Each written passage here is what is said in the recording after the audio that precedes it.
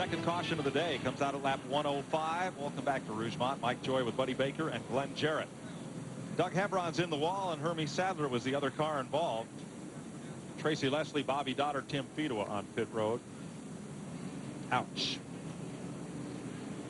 Oh boy, I don't really know what happened there. It looked like 75 was already in the wall. If they had contact before they got there. Let's see. Okay, Heveron's got a tire down. He put on the brakes there. You could see it smoking it before he hit the wall. Oh, Heveron's already in the wall. That was Sadler. Yeah, that was Sadler. Had the tire going down, as Doug Heveron was already in the fence. That battle was going on for second place between those two drivers. And we're 109 laps in. We're going to put Heveron's already climbed out of the car and walked away. We're going to pick that one up with a hook. Sadler's on pit road. Put the hood back down on that one.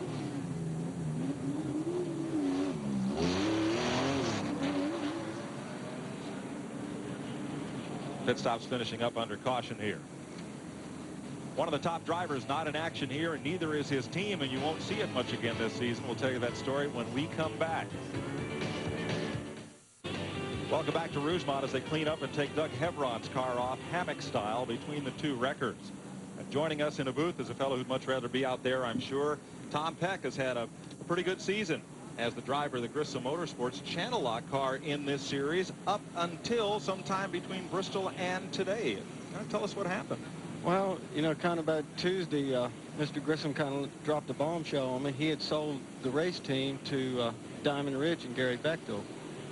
Steve's going to continue to drive the Diamond Ridge car plus the Channel Lock Busch car on limited races. So that kind of left me without a seat and without a car to drive. Well, I think we're as shocked as anybody to find that there's one top car that's not going to be out there.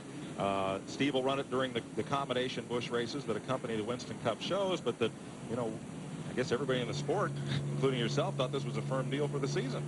Well, you know, I kind of expected it to be at least through this year, and I was kind of hoping for a long-term deal. But unfortunately, in racing, there is very few long-term deals, and I wish the Grissom's luck, and I wish Diamond Ridge and Channel Lock. You know, I was grateful for the opportunity that they put me into the car, and maybe something good will come out of this, and I'll end up in a good car anyhow. Well, we're going to pull for you, man. We want you to end up in a good race car. You deserve it. You run well, and we hope the best for you. Well, I don't quit. I don't give up. I don't quit. I'm going to keep digging, and sooner or later, somehow, I'm going to end up in something. So, thank you. Tom, thanks for stopping by, and best wishes to you. Folks, we'll keep you updated on that story as the weeks progress. Let's go to Glenn. Well, Mike, Hermie Sadler's in for his 7th pit stop of this caution period. He's just about to get lapped, but they had a problem when he got into that altercation with Heveron. He bent the right front. The toe end was knocked way in. They're trying to get it adjusted. The problem is, every time he catches back up to the pack, the cars are strung out so far he gets in. They only have about 15 seconds to work on the car. Then he's got to go again before he gets lapped. But they seem to have the car okay now. He has changed all 4 tires. We're going to try to get a word with Bobby Keene and later Doug Heveron to find out exactly what did happen out there. Hey, thanks, Glenn. We're going green this time. 115 laps are completed. The lap cars are to the outside for restarts here at Rougemont, and Kenny Wallace brings the field to the green flag once again. 2 caution flags thus far. We're just past 1/3 distance. Tommy Ellis, they're second in line, just ahead of Randy LaJoie. That'll be Jim Bound in second place, and in third place right now, Ricky Craven. Dennis Setzer is posted in 4th. Setzer's had a lot of success at a track much like this one, the racetrack in Hickory, North Carolina. You know, Ricky Craven's running pretty much the same race as he did in Hickory when he won. He's just steady moving up towards the front, and that car is handling quite well. And this young man's a whale of a driver on this type of racetrack. This race seems to have settled down just a bit here. Now, Tommy Ellis is 1 lap down, and Randy LaJoie is 2 laps down. But look at this battle for second. Yeah, you see Ricky Craven got by Jim Bound there, and right behind him is Dennis Setzer. Now, Dennis is not that easy to outrun on this type of racetrack, so we got a good fight coming up here. Tell me about what Benny Parsons calls the big momentum. Ricky Craven wins at Hickory. Here's a track just like it, and he's right up in the front of the pack. Well, he's got a good way of setting his car up for later on in the race. Look at this 3 abreast racing, though. We can get back here. These guys are racing like there's no tomorrow. Jason Keller had to back out of it there. Chad Little, Johnny Benson right in the middle of the bologna burger sandwich, which is the local delicacy here at the Speedway. Had one, tried it, and I'm going to tell you right now, where are the Alka-Seltzers?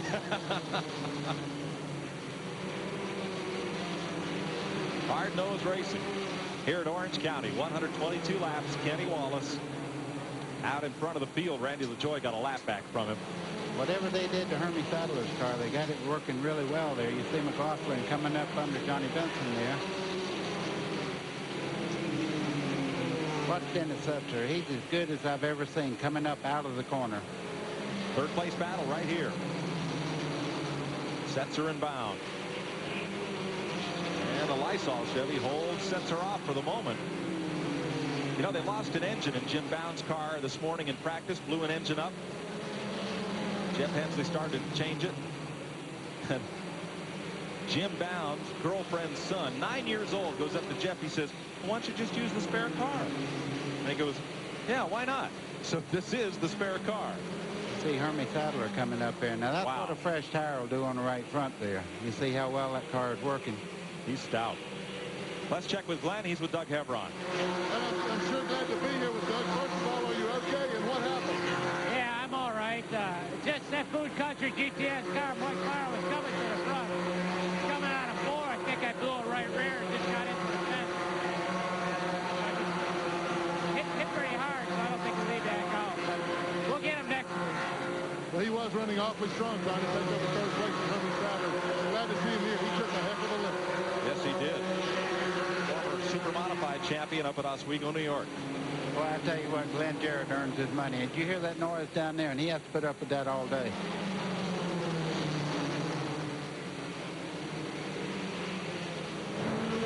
Tight company here. Chad Little underneath. Mike McLaughlin. Now they're both on fresher tires than Dennis Setzer. And it shows. Now Jim Bound moving up on the 99 of Robert Presley. This is not for position. Johnny Benson Jr.'s position, though. He's coming up really fast there. Mike Garvey in the pits. Going to take on right side tires. Boy, Tommy Houston got it against Ricky Craven there for a bit. Trouble front straightaway. Jammed. 3 cars, 4 cars sideways, and it fills up in a hurry. Stevie Reeves, Mike Skinner. Rodney Combs is up against the inside wall there. He's back under power there. Well, you get 1 car sideways. Is that Tommy Ellis at the end of the wall here? Kevin no, Lepage. it's a teddy bear. Yep. Oh, back to the teddy bear hospital. I think we about worn out that joke. Yeah, that's not a joke. That car is hurt pretty bad there. Yep. Kevin Lepage in trouble. There's Mike Skinner getting spun around. 1 car just got full sideways down the front straightaway. And you can see where Skinner got punched, and there's damage to the right front of Kevin Lepage, who we've been saying he's a graduate of the NASCAR North Circuit. Not exactly true. He ran the American Canadian Tour, Tom Curley's ACT circuit up north before coming down here to the Busch Series. Had a lot of success up there. Well, I guarantee you that's a tough circuit. If he comes from there, he's had a lot of experience. Third caution of the day coming on lap 132. Stevie Reeves, former USAC midget champ, and Kevin Lepage. There's Kevin. He's climbed out of the car, surveying the damage. Well, let's show you what happened from the start-finish line camera.